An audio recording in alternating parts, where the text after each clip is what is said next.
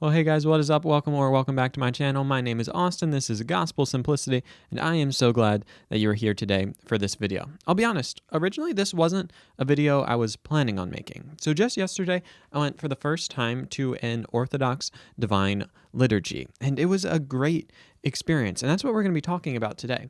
But I actually have a tour coming up and an interview at this very same church, and so initially I thought, well, I'll just go to the Divine Liturgy and experience it. Believe it or not, I sometimes go to church not just to make YouTube videos, but I did put out a poll, and a lot of you guys said you'd love to just hear my thoughts on this. So while I won't have as much footage of this church yet, you'll see it in the tour coming up, I did want to just share with you some of my first impressions as a Protestant going to an Orthodox Divine Liturgy. So a little background, I went to Christ the Savior Orthodox Church right up the street from me here in downtown Chicago. And it's an Orthodox Church of America church in the Diocese of the Midwest. And the archpriest is Father John Baker, who, like I said, I'll be interviewing soon. And so my first impression as a Protestant walking in, well, I guess it was my second impression. The first impression is you walk in and there's this beautiful little like vestibule area with icons and all of these like just hand painted icons all around you. The art is stunning. But then when you walk into where the church is, you go, well, excuse me, question, folks. Where are the pews? Where do you sit? And I realized that you actually stand for the whole service, which was definitely an adjustment. I have never done that before. But it was just really interesting. I mean, you get into the space and you see the candles and just the art is stunning. It was very different than the Catholic churches I'm used to, and I've got some videos out on a really stunning Catholic church, St. John Cantius, which has art everywhere, but different types of art. I mean, you have like sculpture and all these things, whereas the art at the Orthodox Church is more all of the same medium, if you will. It's all icons, and there's a beautiful iconostasis in the front and icons all over and just the colors and everything. I mean, it's really, truly stunning. And so we got there early while people were just praying.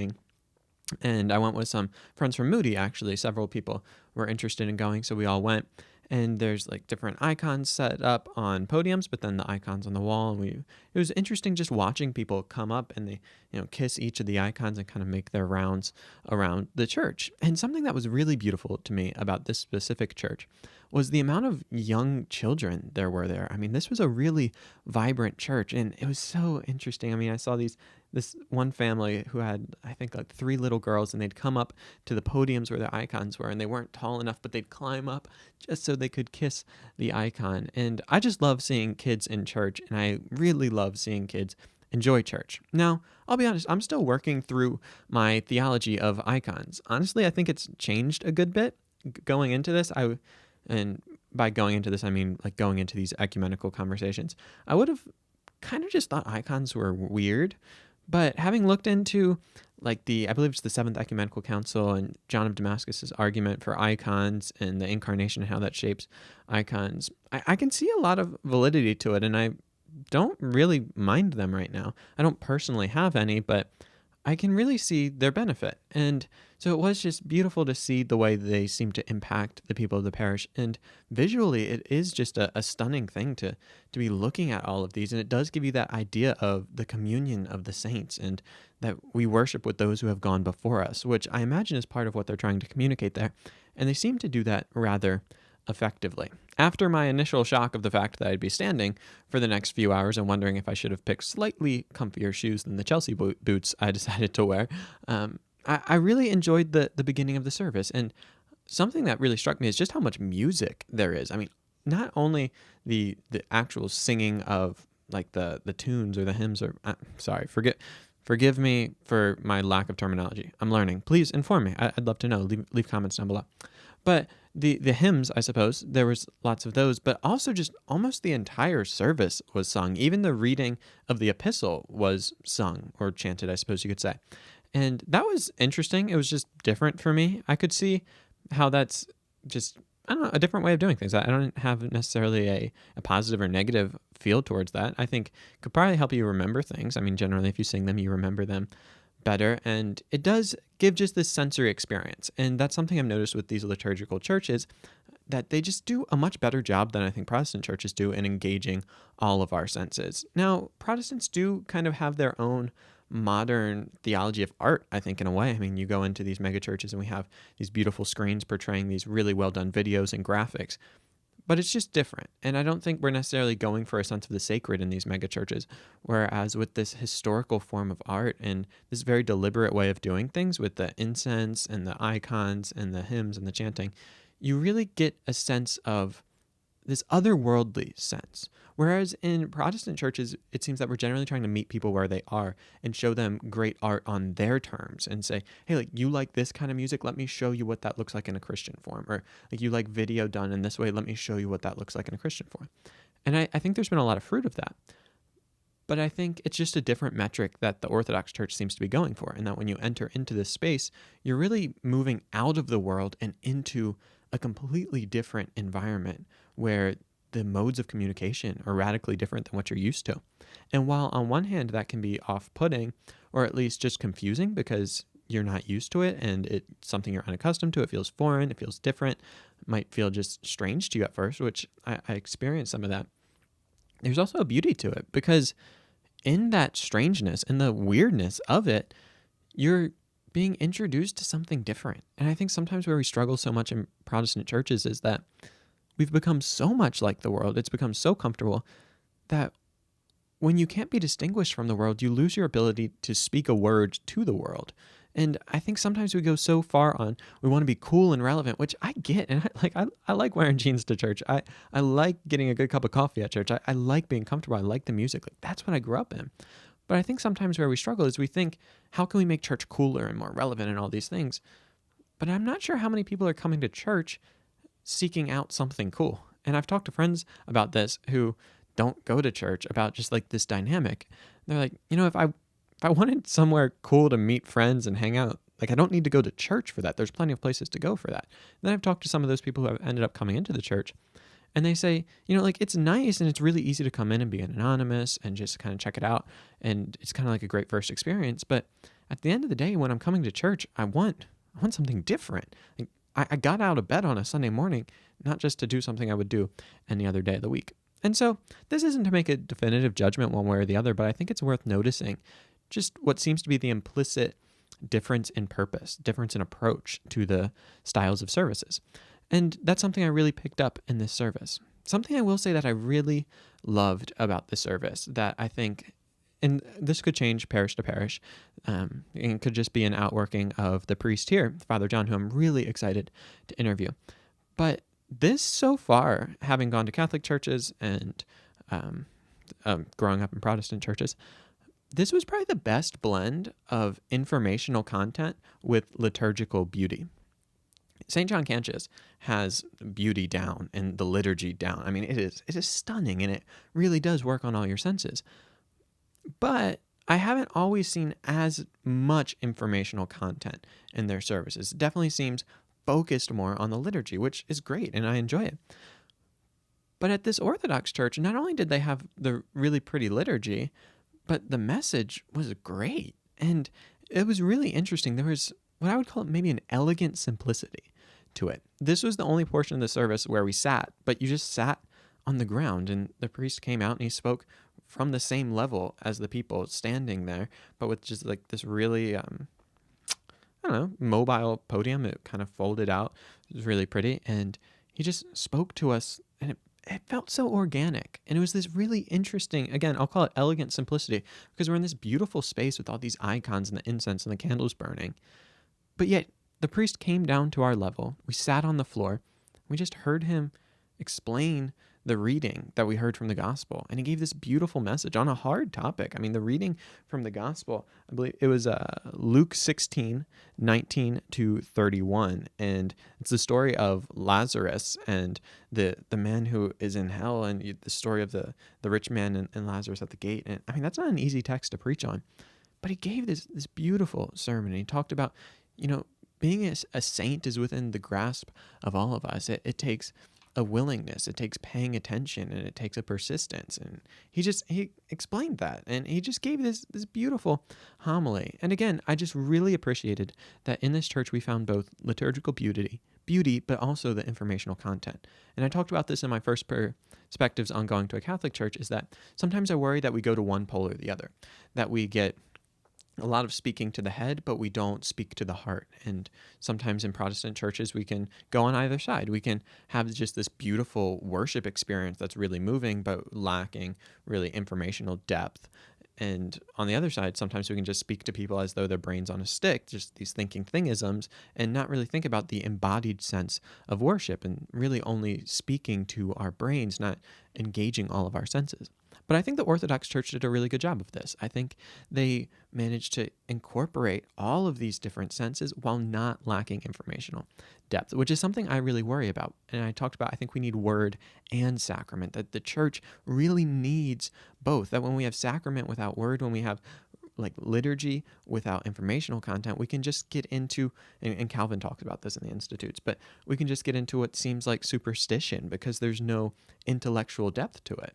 But on the other side, when we only have the informational content, but none of the religious value of liturgy and engaging the other senses, well, it can just turn into hypocrisy. We can just become pharisaical with it and only have head knowledge, but not have it transform our lives. Because really, it's these liturgies, it's the things that we do repeatedly that shape us. And I talked about this in my first perspectives on going to a Catholic church, and I'll bring it up again. But James K.A. Smith, a Protestant, has written beautifully on this. And he draws on Augustine's concept of us not just as reasoning people, not in kind of critiquing Aristotle in this. And then later, I mean, this would be anachronistic, but we're not, Cartesian, I think, therefore I am. But Augustine says, we're really fundamentally, we're lovers. We are people who love and desire, and that we need to then shape our communication and shape our services around that we need to be paying attention to the habits that form our desires, that inform our loves, because that is what is ultimately going to change us. And I think,